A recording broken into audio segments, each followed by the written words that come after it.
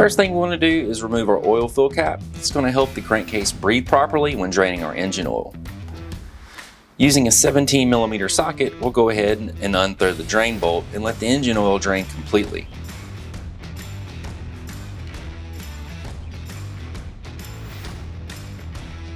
Now, we'll just go ahead and reinstall the drain bolt, but this time we'll torque it to 11 foot-pounds.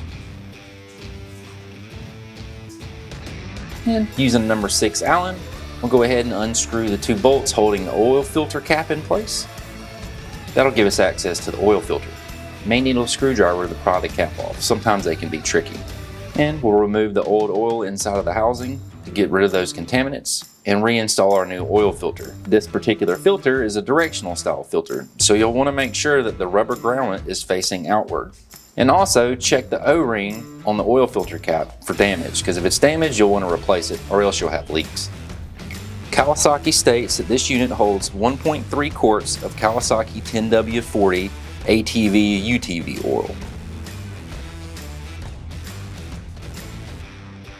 Now we'll reinstall our oil fill cap and then start the engine, let it idle for a few moments. That's going to get the oil circulated through the system properly, and then shut it down and let it sit for a few moments. That way we can get an accurate oil level reading.